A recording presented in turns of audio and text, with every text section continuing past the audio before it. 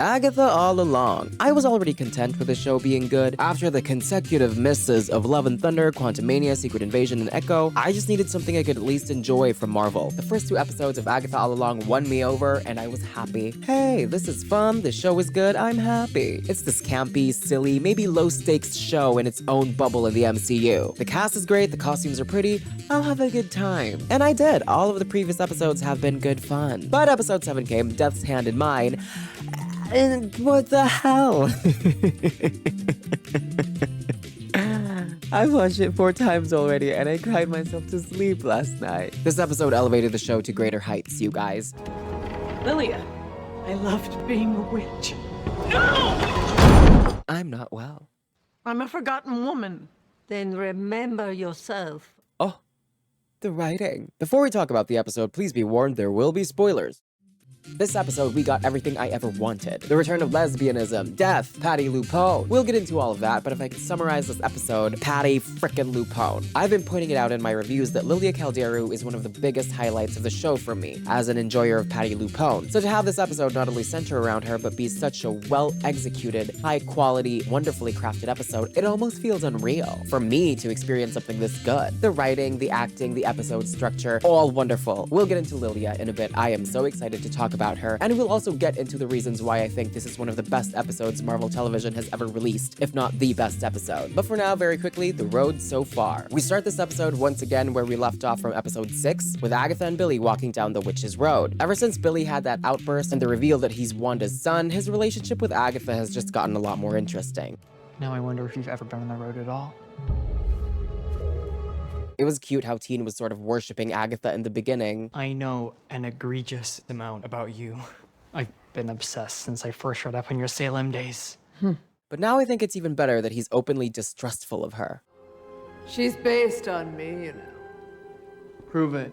It's like he's determined to rain on whatever parade Agatha is trying to have. Agatha and Billy walk to the next trial, and I want to thank whoever it was that decided to put Agatha in this outfit. I loved the flowing coat, loved it. But this outfit without the coat, with just the shirt and the pants, Agatha wears it so well, especially with her hair down like that. She's covered in mud, but she's flaunting it. Thank you to the wardrobe department. We get to the trial, and it's Lilia's trial. Finally. Lilia Calderu, our Queen of Cups. Ever since the start of the show, Lilia's been having quick moments of not being in the present.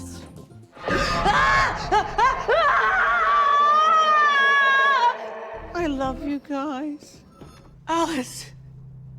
Alice, don't. And in this episode, we finally get the full payoff. And what a fantastic one it turned out to be. I always knew those outbursts would lead to something, but I never imagined it would lead to something at this level. Lilia, of course, has been around since the 2nd episode, but she's mostly been in the background. She is a supporting character, so that makes sense. But I've enjoyed every single bit I've gotten of her. Of course, the writing is good, but I just really enjoy watching Patti LuPone. The way she says, Beat it, Harkness. is stuck in my head. The playing of the musical instruments while she's doing barely any background vocals in a group song where I'm pretty sure she's the best vocalist, hilarious. The fact that she put the sigil on Billy and probably indirectly caused all of the deaths in Multiverse of Madness.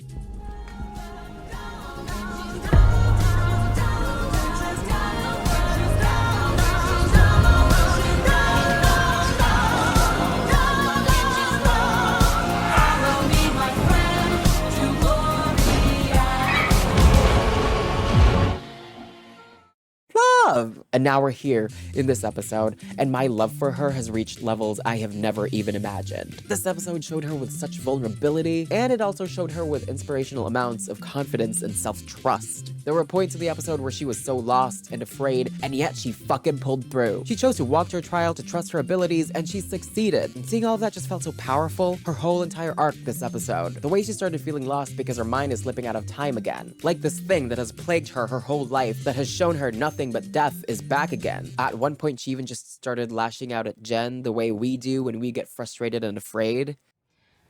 I'm talking about the Salem 7. I know that. You think I'm batty, is that it? You look at me and you see some doddering old broad.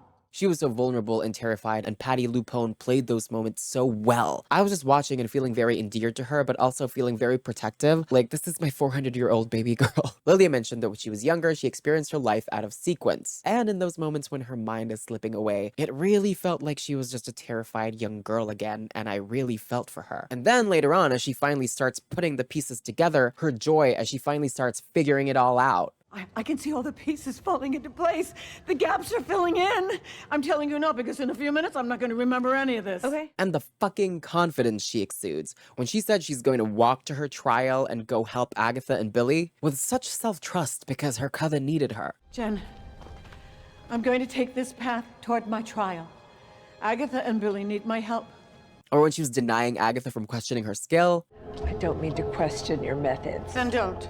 Lilia was so powerful with the way she trusted herself this episode, with the way she was really trusting in her own agency, in her own skills, in her own decisions. This woman who has felt so lost her whole life, who has felt like her abilities were useless and that there was nothing behind her but death. I'm a forgotten woman. Then remember yourself. What's worth remembering? That you died? That I saw it coming? Our entire coven wiped out by a fever? I saw it. I told you, but it didn't change anything. This woman who chose to be a hermit and a fraud. 2 suckers a day in here, and $20 later, you're sitting on a bed that's also your wall. It's better to be a hermit, to be a fraud. Finally fully realizing herself, finally seeing her abilities for what they are. I know what I did wrong. My path winds out of time. I was reading for the wrong person. I am the traveler. Finally finding her coven. I needed you. My coven. And also finally accepting her own death. I loved being a witch. It's so fucking compelling to watch. And the fact that it was done in a way that was so high quality, the directing, the acting, the music, the creative choices, everything just came together for me for this episode. Not only did everyone show up to work, but it felt like they decided to lock the fuck in and deliver at a level that is beyond. Thank you. This is some good shit, Marvel. Thank you. And again, Patti LuPone's performance. I would say she carried this episode, but she didn't. And only because, as I said, everyone carried their own weight. But Patti LuPone. Patti fucking LuPone. The skill of showing this woman who has lived a long life, questioning her worth and running away from her powers, and also showing how this woman can also be this powerful witch that is commandingly decisive and exudes self-assurance. This was such a complex character for this episode, especially with all the time skipping, and she did it like a walk in the park. She did it like a walk in the park. She did it like a walk in the park. Me saying this next part has potentially lost its meaning because I said this in the past. I mean, it's Patti LuPone. All she needs to do for me is stand and walk and stare at the wall, and I'm like, come on, hand her the Emmy. Just hand her the Emmy. But I was being subjective then, and admittedly I was being hyperbolic. But now, as objective as I can be, I'm saying she needs to get the Emmy for Best Supporting Actress in a limited miniseries or whatever for this season, because this is major. This performance is not only one of the best performances in the MCU, but it's one of the best performances in TV, period. Lilia goes through a lot of time skipping, confusion, fear, frustration, joy, anger, and realization this episode, and Patti frickin' LuPone pulled it off so well. Now back to Lilia. She succeeded her trial in one of Marvel's most hype-inducing, thrilling sequences, with her jumping back in time to all those moments we've seen before. Path behind. The Knight of Wands. Full of fire. Fights bravely. You know, I audibly gasped when it started because they started with a Queen of Cups shot, and the way that the shot is composed, the costumes, the lighting, the actress for young Lilia. This is my recreation of how that moment went while I was watching it. I am the Queen of Cups. Oh, it wasn't that whore-ish, but you get the idea. Also, this shot, the Three of Swords, hell yeah. Not only are the swords on her back so clever and fun, but just look at Kathryn Hahn's face. This face is art. Lilia also ended the Salem 7 this episode. You may not know this about the road, but when you successfully complete a trial, like I just did. And do you hear that? The power in that delivery, the power. And flipping the tower card, whatever, just like, that's just disgustingly genius. Like, good for you. It was wonderful. Love. Now, Lilia has died physically. Like, in terms of things going on, she is physically dead. But after her supposedly dying, the episode did show us a young Lilia running to her teacher. I think the implication there being that Lilia is not dead, that she is merely mentally time traveling. That is her consciousness in that young girl's body. She might be physically dead, but she's still experiencing things. Remember, she said it herself, she experiences life out of sequence. So it's probably like Arrival, where she's still jumping to different points in time. She can't go further beyond her death, and she can't go before her birth. But between those 2 points, I guess she has around 400 years of time that she can run around in. I think that's pretty. She accepted her physical death, but also fully realized her power. That is an arc for the ages. Before I continue, I just wanted to say if you're enjoying this video, please consider leaving a like or a comment, or maybe consider subscribing. I am a small, tiny channel, and that would help me out a lot. Thank you. That said, the time skipping, wonderfully executed. It wasn't confusing, I guess because even though the events were chronologically out of order, we were still following Lilia's perspective in the order of her experiencing them. The events were non-linear, but the episode followed Lilia's perspective, and that was the linear thing that guided us through. That said, if you got confused, that's not shade to you. This isn't me saying like, well, I never got confused, I'm smarter than you, because the show never confused me. This isn't that. I'm not saying that kind of thing. That's... no. If you got confused, that's fine. Hey, I still can't tell left from right. I don't know where west is, and the concept of gravity, what the fuck is that? What I'm trying to say is, if you got confused, you're fine, you're cool. Another thing that I loved this episode was how close Jen and Lilia got. They spent time walking under the road, but Jen just felt especially considerate of Lilia this episode. The way she chose to try and understand Lilia. Well, tell me what more I should see when I look at you. No. I mean it. Tell me. To her defending Lilia. At your prompting, Dory. Back off, Agatha. She's having a day. By the way, Agatha calling Lilia Dory is mean, and it is funny, but also especially funny because of the implication that in her long life and in her career as this notorious, murderous, evil witch who death itself is in love with, Agatha Harkness found the time to sit down and watch Finding Nemo. That's funny to me. Like, I gotta take a break from being evil. I gotta watch this movie about a fish. But to think of it, Finding Nemo is about a parent losing a kid, and you know who else is a parent who lost a kid? Yeah, that got sad real quick, huh? Jen talking down to Lilia, who was just time skipped, is so dear to my heart. Now, Rio was barely in the episode, but she was there, and we finally got the reveal that she's Death. Death is a lesbian. I love it. The show basically laid out all of the clips of the foreshadowing for Rio being Death, so that was lovely. I will say this, I love that this show does its reveals properly. We have the teen reveal, and now the Rio reveal, and they feel like satisfying reveals because the show put in the work to give us proper clues to follow. They might not be that surprising, but they're still fun and exciting, and they're satisfying most importantly. Subverting expectations is great, and it's cool every once in a while, but I hate this modern culture of people thinking of media as things to beat. Like, oh, I guessed the mystery. I'm smarter than the book. I'm smarter than the movie. I hate that because that's a pretty sad and limited way of engaging with works of art. Mysteries in stories are not something to beat. A story is not something to beat. If you figure out a mystery before the writer reveals it, good for you. Hooray. That means you're smart. That doesn't mean that the material is automatically not good. And I'm saying that because it's become such a culture now where it's like, oh, I saw that reveal coming from a mile away. That show is bad. It's so obvious. And I just don't think that that's a healthy way to engage with stories.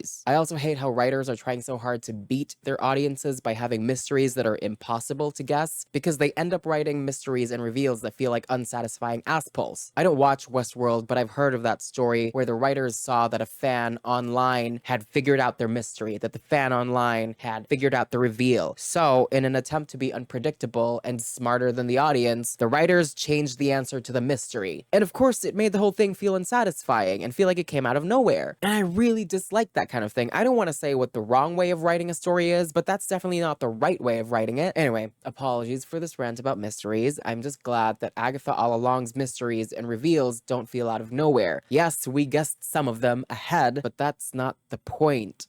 The point is the journey. The point is how we got there, to the reveal. Anyway, tangent over. The reveal that Rio's death, lovely, fun. Agatha may not have had her lover with her this episode, but she was gayer than ever. I'm your mom's ex. Hey, you want straight answers? Ask a straight lady.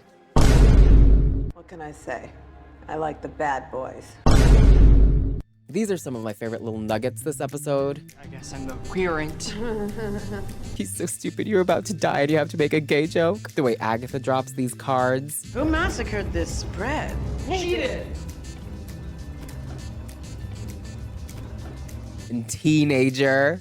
We are not cool, teenager. Damn, using his full name. And I cannot stress enough how much I love the creative choices that led to Lilia visiting her old teacher. All of those scenes just felt so poignant and beautiful. In the moments leading to her death, her mind is taking her back to her first lesson when she was a child from centuries ago, with her teacher, in her beautiful dress, in the sunset, before everything happened to her. That line, "You're visiting," the scene, her teacher recognizing her and seeing her as her older self, it's everything to me. Ah, capisco. You are visiting. We're having a lesson? Your first. Tea leaves. Not only is the lighting beautiful and perfectly fantastic, but the sound design too. This scene uses a lot of silence, save for the dialogue between the two elder ladies and the faint sounds of birds singing. They all come together and make what is now one of my favorite atmospheres ever created in media. It's sweet, it's magical, it's sad. I love these scenes. And shout out to the teacher too, she was fantastic. Love her. I know that this is subjective, but I personally think that this episode is the best episode that Marvel TV has ever released. This is my opinion. This is not at all objective, and I'm not pretending that it is. This is what I think, and this is why. The execution of the time skips, wonderful. The fact that it's a payoff off of something built over the course of the entire season, love that. The acting, outstanding. The writing, brilliant. The direction, the music, everything. Lovely. But then there's also the themes and the subject matter of the episode, and those are what really elevated for me. It's about how you view yourself, it's about self-trust, it's about the passage of time, and it's about the one thing that we all have in common: death. Patti LuPone's performance, Lilia as a character, and everything she goes through, that is so dear to my heart. So yeah, this is my #1 out of all of Marvel TV. You probably have different best Marvel TV episodes, and that's lovely. That's great. We all resonate with different things, and that's what makes the world colorful. Somebody in the comments from before mentioned that they loved Daredevil and Jessica Jones, and I love those shows too. And I know a lot of us love WandaVision, so maybe your personal best episodes are in those shows, and that's cool. Tell me all about them. I have not yet seen Daredevil. Please don't be mad at me. I will watch it. I know it's a good show. I will. I'm just too lazy. But maybe the proper term for me to use instead of "this is the best episode" is not that, but instead, "this is my favorite episode." Yeah, that probably fits better, but right now I'm feeling hyperbolic and I'm in love with this episode, so yeah, I'm just gonna say this is the best Marvel TV episode ever! We only have 1 week left of the show. We only have 1 week of experiencing all of this together. In my previous review, I was talking about how they really have to stick the landing for this show, because it started out well, it just has to end well. And with the way this episode went, I don't think we have a lot to worry about. We still have Agatha and Rio's relationship to fully explore, the Nicholas Scratch backstory, Billy's resolution. Agatha herself still has a lot of things to go through. It'll be a packed 2-episode finale. Anyway, thanks for watching. That's it for me. I am out. I just want to apologize for the delay with this video. I'm the only one writing, filming, and editing these. I always do my best to get videos done quickly, but I got sick this time and a friend also passed away. Thanks for watching. Sorry about the delay. We only have hours left before the final episodes. Let's do this.